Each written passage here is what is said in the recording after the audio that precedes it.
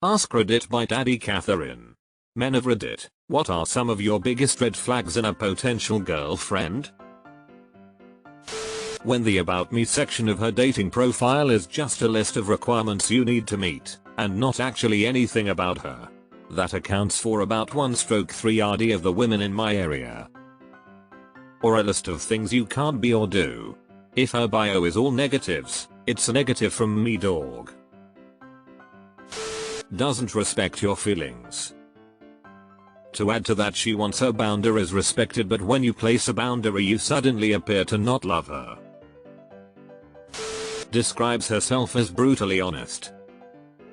Hint, it means mean. I've ran into two kinds of people who say this. The really mean kind, that uses it as an excuse for bad behavior.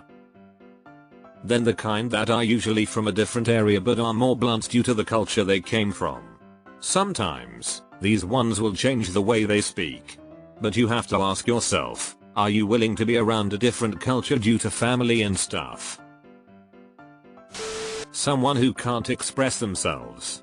I want someone to talk to and have conversations with. I want to get to know you and the things you like.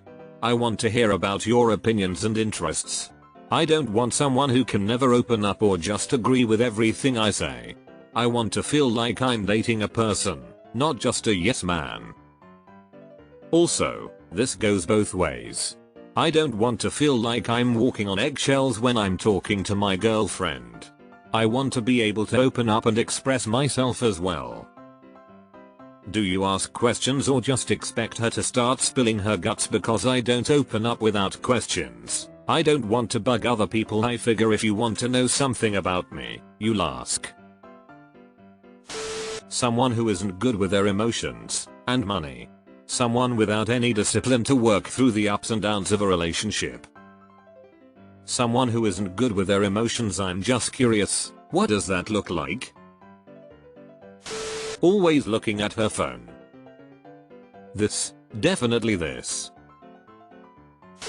I dated a girl at the beginning of September 2008. The night Obama won the election, she was ecstatic, and in the middle of a crowded area she screamed, "My president is black and my boyfriend is brown. I am not a racist." I asked her after if she thought about how it was worded and said it's a progressive's dream. We didn't last much longer after that. I think she was dating your skin, not you. You. Uses phrases like a real man should, I'm a girl, and you're the man, so I expect. Well, you get it. X used to use be a man a lot when she wanted something her way. I don't tolerate that behavior anymore. Cheats on you with an Australian dude, then moves in with the best friend of said dude because she's not ready to live with you yet, then starts sleeping with said best friend, then dumps you. Pretty big red flag emo. Oddly specific. Addicted to male attention validation. My ex was like this. Her Snapchat best friends were me, her friend Kate, a guy friend who I had talked to, and then 5 men who I knew very little about, and they probably didn't care that I existed. Treating people differently based on perceived differences in societal wealth class status. Treats consent like it's something that only applies to women.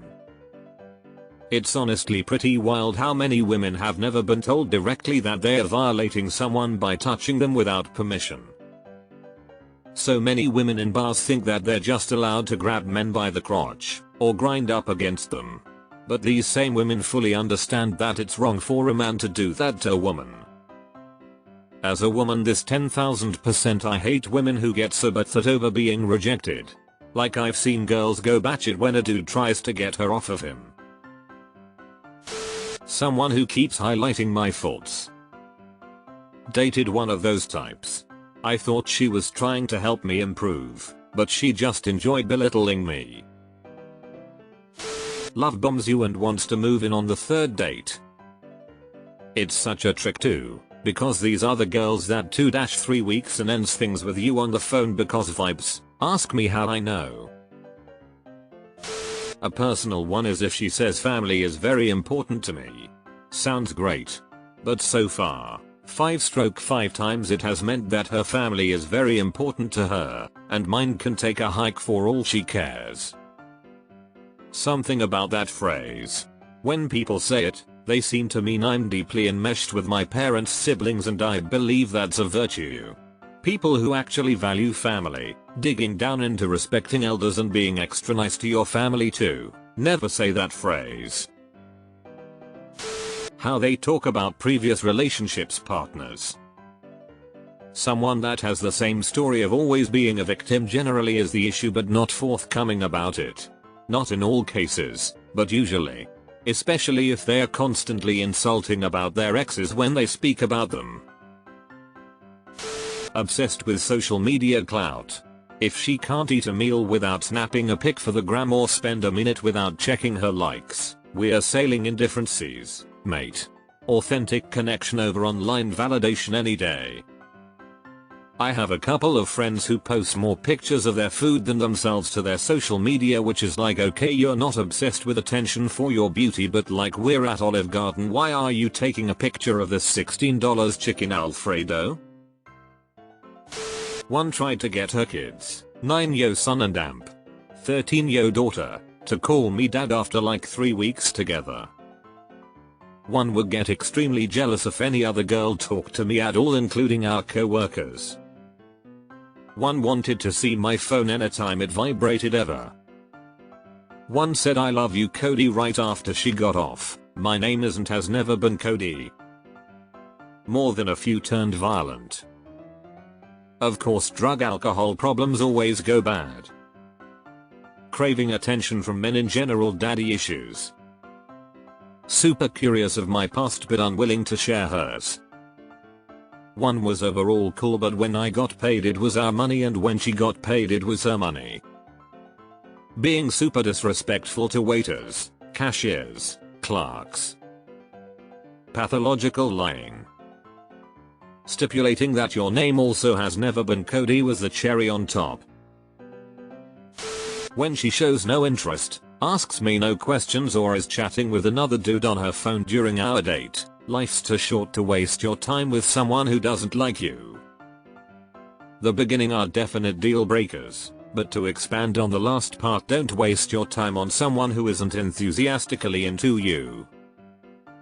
Got my heart kinda fucked in a situationship recently, and I'm pretty convinced anything is better than waiting in a weird holding pattern. If she doesn't want to be with you right then, extend the offer and get moving on without the goal of having this girl chase you. Lack of emotional availability. Lack of communication skills. Lack of social skills. Lack of accountability. Lack of effort. Literally just broke up with this today. I'll add treats and cooperative animals with verbal and physical abuse. But her friends will think I was too needy. It doesn't feel like ending a relationship when you were the only one actively participating. Fake, materialistic, cares too much about status, treating me like a pet, I really hate that, condescending, things like that.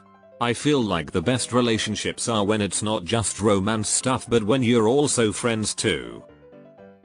Treating like a pet. What does it mean? Checking her phone constantly while having a dinner conversation. My answer to this will always be the same. Stay away from women and men who cannot articulate what they did wrong in a previous relationship and or have never ended a relationship on good terms and it was always the ex's fault. Mature men and women can end relationships without anger and frustration while knowing very well their own faults in it. If anyone can't seem to do this or is constantly blaming someone or something, run as fast as you fucking can. I needed this comment 2 years ago.